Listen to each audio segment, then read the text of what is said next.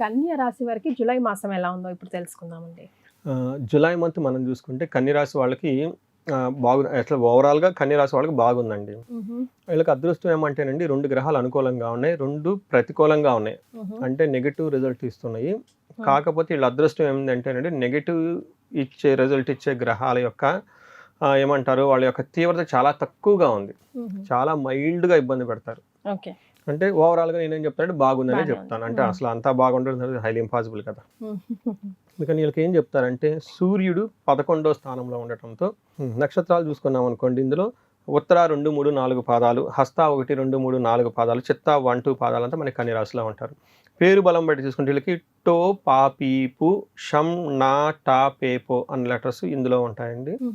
మనకి లఘు గోచారం, సూక్ష్మ గోచారం ప్రకారం చూసుకుంటే విత్తలాభం, దేహరుజం, శేష సౌఖ్యం, అర్ధప్రాప్తిం అంటారు. అంటే అర్ధప్రాప్తిం అంటే ధనం వస్తుంది, శేష సౌఖ్యం అంటే ఆల్రౌండ్ ప్రాస్పరిటీ ఉంటుంది, నెక్స్ట్ విత్తలాభం అంటే ఫైనాన్షియల్గా గెయిన్ ఉంటుంది, నెక్స్ట్ దేహ రుజం అని చెప్తారు. అంటే శారీరకంగా కొంచెం ఇబ్బందిగా ఉంటుంది అని చెప్తారు. బట్ ఇక్కడ శారీరకంగా ఇబ్బంది అనేది చాలా తక్కువ మోతాదులో ఉంటుంది, అంత ఇబ్బంది పెట్టే విధంగా అయితే ఏముండదు. అయితే అర్ధప్రాప్తం విపరీతంగా ధనం వస్తుంది, కానీ ఆ ధనాన్ని విపరీతంగా ఖర్చులు కూడా పెట్టేస్తారు, లగ్జరీ ఐటమ్స్ కొనేస్తారు. అప్పటిదాకా నార్మల్గా వెళ్ళి ఫ్లైట్లో వెళ్ళాలని ట్రై చేస్తూ ఉంటారు అనమాట. ఓ సెన్స్లో ఇది మంచిదని చెప్పుకోవచ్చు. ఎంజాయ్ చేస్తారు కదండి. కన్య రాశి వాళ్ళకి బాగుందంటే అదే మరి డబ్బులు కూడా పోతాయి కదా. సో వీళ్ళకి మనకి 11th హౌస్లో సూర్యుడు ఉండటం వల్ల ఏం చెప్తారంటే అయితే లాస్ట్ మంత్, ఈ మంత్ 2 months కూడా సూర్యుడు వీళ్ళకి చాలా అనుకూలంగా ఉన్నారు. అంటే వీళ్ళకి ఆల్మోస్ట్ మే నుంచి జూన్ నుంచి జూలై 15th ఈవెన్ ఆగస్ట్ వరకు కూడా చాలా బాగుంది వీళ్ళకి. అందులో ఇప్పుడు గురువు కూడా మారటంతో ఈ రాశి వాళ్ళకి అనుకూలంగా ఉన్నారనమాట.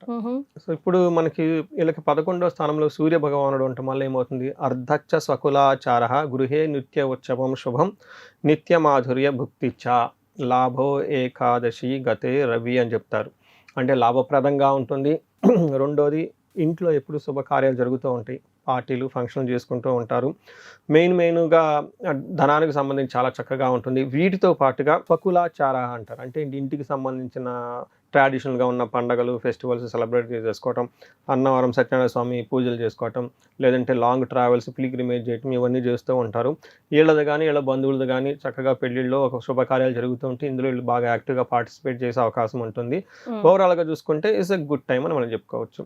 అలానే కుజుడు వీళ్ళకి 9వ స్థానంలో ఉండి విపరీతమైన ఖర్చులు పెట్టే అవకాశం ఎక్కువగా ఉంటుంది. దీనితో పాటు కొంచెం వీళ్ళకి శత్రువులకి వీళ్ళంటే గిట్టన అలాంటి వాళ్ళకి దూరంగా ఉంటే చాలా మంచిది. ఇక్కడ 9వ స్థానంలో కుజుడు ఉండటం ఏం చెప్తారంటే మిక్స్డ్ రిజల్ట్ అని చెప్తారు. బేసికల్గా హెల్త్ రిలేటెడ్ కాంప్లికేషన్స్ అని చెప్పుకోవచ్చు. బట్ అది కూడా చాలా తక్కువ ఇంటెన్సిటీతో ఉంది కాబట్టి వాళ్ళు ఏం బాధపడిన అవసరం ఏమి లేదు. దాని గురించి కొంచెం కేర్ తీసుకుంటే సరిపోతుంది.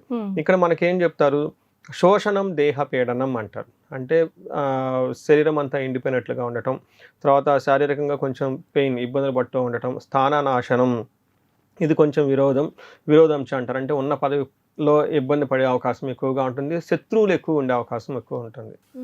సో ఇది మనకి కుజుడు వల్ల అండి. అయితే బుధుడు, శుక్రుడు చాలా మంచి చేస్తూ ఉన్నారు. ఇక్కడ బుధుడు 10వ స్థానంలో ఉండటం తోటి ఎగ్జిక్యూషన్ పవర్ చాలా స్ట్రాంగ్గా ఉంటుంది. ఎవరైతే సాఫ్ట్వేర్లో ఉన్నారో లేదంటే మీడియా రంగంలో ఉన్నారో ప్రాసెస్ ఇటు అటు మారుస్తుంటారు, వాళ్ళంతా చాలా చక్కగా ఉంటుంది, సుఖంగా ఉంటారు, ఉద్యోగంలో గ్రోత్ ఉంటుందని చెప్పుకోవచ్చు. అలాగే శుక్రుడు వీళ్ళకి 12వ స్థానంలో ఉండటం అగైన్ మిక్స్డ్ రిజల్ట్ అని చెప్తారు. కొంతమంది ఏమని చెప్తారు, కృష్యాది సర్వ విఘ్నం శాత్ అని చెప్తారు. అంటే వ్యవసాయం చేసినా ఉద్యోగం చేసినా అందులో అంత రిజల్ట్ ఉండదు అని చెప్తూ ఉంటారు. కొన్ని గ్రంథాలు ఏం చెప్తారంటే 12వ స్థానంలో శుక్రుడు ఉండటంతో విందులకి విలాసాలకి విపరీతంగా డబ్బులు పెట్టేస్తూ ఉంటారు. అలానే కీర్తి ప్రతిష్టలు కావాలని చెప్పేసి హంగు ఆర్భాటాలకు విపరీతంగా ఖర్చులు పెట్టే అవకాశం ఉంటుంది అని 2 విషయాలు చెప్తూ ఉంటారు. కాబట్టి వ్యవసాయం చేసే వాళ్ళకైతే పంట దిగుబడి తక్కువ ఉంటుంది. బట్ ఎవరైతే సాఫ్ట్వేర్లో ఐటీ వాళ్ళు ఉన్నారనుకోండి, ఫారిన్ ఇప్పుడు అందులోనూ మనకి యుఎస్లోను తర్వాత కెనడాలోను వెకేషన్స్ ఉన్నాయి, సమ్మర్ వెకేషన్స్ ఉన్నాయి. మోస్ట్లీ ఈ టైంలో వీళ్ళంతా డబ్బులు అక్కడ షార్ట్ ట్రిప్స్ అవన్నీ వెళ్ళిపోయేసి డబ్బులు ఖర్చు పెట్టే అవకాశం ఎక్కువగా ఉంది. ఈ రాశి వాళ్ళు ఎవరిని ఉంటే గమనించుకోవాలి. It's good, I wish they have to enjoy అని నేను అదే కోరుకుంటాను కదండి. దాంట్లో ఎంత కష్టపడిన తర్వాత ఎంజాయ్ చేయడం తప్పే ఉందండి. మన ఓన్ కష్టపడిన డబ్బుతో మనం చేయటం తప్పే ఉంది. మన కోసం మనం ఖర్చు పెట్టుకోవడంలో తప్పలేదు, వేరే వాళ్ళకి ఇచ్చి ఖర్చు పెట్టకూడదు. అన్ని పోగొట్టుకుంటారు, పోగొట్టుకోకూడదు. మరి నక్షత్రాల ప్రకారం ఎలా ఉందండి కన్యా రాశి వారికి? వీళ్ళకి ఉత్తర ఫాల్గుని, హస్త చిత్త నక్షత్రం వాళ్ళు, ఉత్తర ఫాల్గుని నక్షత్రం వాళ్ళకి ఫస్ట్ లాభప్రదంగా ఉంటుంది. రెండోది ఫారిన్లో స్టే చేసినా లేదంటే లాంగ్ వెకేషన్ చేసినా కలిసి వస్తుంది వీళ్ళకి. రెండోది అతిగా భయము నాశనము చూపిస్తుంది. అంటే అనుకున్న పనిలో ముందుకు పోకుండా అది అతిగా భయపడే పరిస్థితులు ఉంటాయి. నెక్స్ట్ హస్త నక్షత్రం వాళ్ళు చూసుకుంటే వీళ్ళకి హెల్త్ కాంప్లికేషన్స్ ఉంటుంది, క్షేమంగా ఉంటారు, అతి భయము చూపిస్తుందండి. ఓవరాల్గా టూ మచ్ యాంగ్జైటీ ఫీల్ అయ్యే అవకాశం ఉంటుంది. చిత్తా నక్షత్రం వాళ్ళకి అగైన్ ఫారిన్లో ఉన్న వాళ్ళకి బాగా కలిసి వస్తుంది, క్షేమంగా ఉంటారు, అతిగా లాభప్రదంగా ఉంటుంది. రెండోది అతిగా భయము దేహపీడనం. ఈ రెండింటి కాంప్లికేషన్స్ తో ఎక్కువగా ఉంటుంది. నాకు ఇందులో హస్త నక్షత్రం వాళ్ళు చాలామంది తెలిసిన వాళ్ళు ఉన్నారు. నాది హస్త నక్షత్రం గురించి చేసిన వీడియోలు బాగా పాపులర్ అయిపోతాయి. రెండోది ఇది నాకు మోస్ట్ బెనిఫిషియల్ నక్షత్రం కూడా పర్సనల్గా. అది వాట్ ఎవర్ ది రీజన్ హస్తానంగానే కొంచెం అటెన్షన్ పే చేస్తాను నేను వాళ్ళకి. సో వీళ్ళకి బాగుంటారండి హస్త నక్షత్రం వాళ్ళు. సో వాళ్ళకైతే కొంచెం టెన్షన్గా ఉంది అని చెప్పేసి నాకు 2-3 కాల్స్ రీసెంట్గా వచ్చినాయి. వాళ్ళంతా ఎన్ఆర్ఐలో అక్కడ అబ్రాడ్లో ఉన్నారు. ఇక కొత్త ప్రాజెక్టులు స్టార్ట్ చేసామండి, గురువు మారుతున్నాడని చెప్పేసి మీరేమంటారని చెప్పేసి సెకండ్ ఒపీనియన్, థర్డ్ ఒపీనియన్ వాళ్ళు రకరకాలు తీసుకుంటూ ఉంటారు కదా. అందులో భాగంగా నా దగ్గర కూడా వచ్చారు. హస్త నక్షత్రం వాళ్ళకి పశు నాశనం అని ఒకటి చూపిస్తుంటుందండి. అంటే వీళ్ళకి సపోర్ట్ ఇచ్చే రిసోర్స్ ఏదైనా ఉంటే అది వీళ్ళకి అందకుండా దూరంగా పోయే అవకాశం ఎక్కువగా ఉంటుంది అని గమనించుకోవాలి. సో ఓవరాల్గా చూసుకుంటే they are in the good times, good notes. చిన్నవి ఉంటాయి కాబట్టి పెద్ద ఎక్కువగా ఏమి టెన్షన్ పడనవసరం లేదు. సో ఆ చిన్న హర్డల్స్ కూడా దాటేయాలంటే ఎలాంటి రెమెడీస్ని సూచిస్తారు? వీళ్ళకి ఎక్కువగా ఏ గ్రహం ఇబ్బంది పెడుతుంది అంటే అతిగా భయపడే అవకాశం ఎక్కువగా చూపిస్తుంది. అంటే వీళ్ళకి మృత్యుంజయ మంత్రాన్ని రెగ్యులర్గా చదువుకున్న రుద్రాభిషేకం చేయించుకుంటే చాలా చక్కగా ఉంటుందండి. సో వీళ్ళు కాకుండా సుదర్శన హోమం అని ఉంటుంది.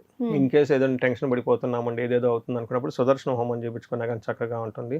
సో ఇండివిజువల్గా జాతకం అంటే ఇది ఎంత బాగున్నా ఈ టైంలో నేనేం చెప్తానంటే మాకు బాగలేదు అనుకుంటే ఇండివిజువల్ జాతకం చూపించుకుంటే మనకు క్లారిటీ వస్తుంది ఎందుకు వాళ్ళకి బాగుండటం లేదు, దానికి రీజన్ ఏంటని చూడవచ్చు. And for more videos, please subscribe to iDream. Please subscribe to iDream. Please subscribe iDream. And please subscribe to iDream. For more videos, subscribe to iDream. please like, share and subscribe to the channel. Congratulations, iDream. Subscribe to iDream. Subscribe to iDream. So subscribe to iDream Media. iDream की iDream team अंदर की huge congratulations. Please subscribe iDream Media. Please subscribe to iDream. Subscribe iDream. Please subscribe to iDream. iDream అంటే నా కళల channel subscribe చేసుకున్నారు, నోరు తిరుగుతలేదు, మీరైతే గంట గుర్తు కొట్టండి. For more such videos, please subscribe to iDream.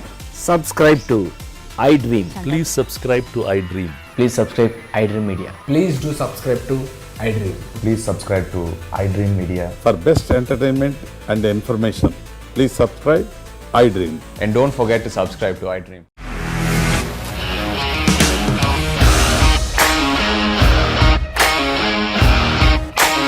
ఇండస్ట్రీలో కమిట్మెంట్ ఇష్యూస్ వస్తే నీకు కూడా వచ్చినట్టు మార్నింగ్ తీసుకెళ్ళాలంటే కొద్ది పడేస్తారు.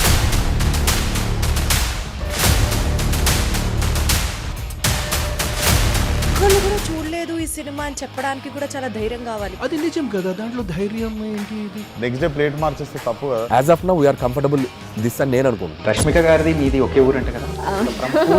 నీకు కోపం వచ్చిందంటే బాగా తిట్టేత్తరా? తిట్టేద్దామండి.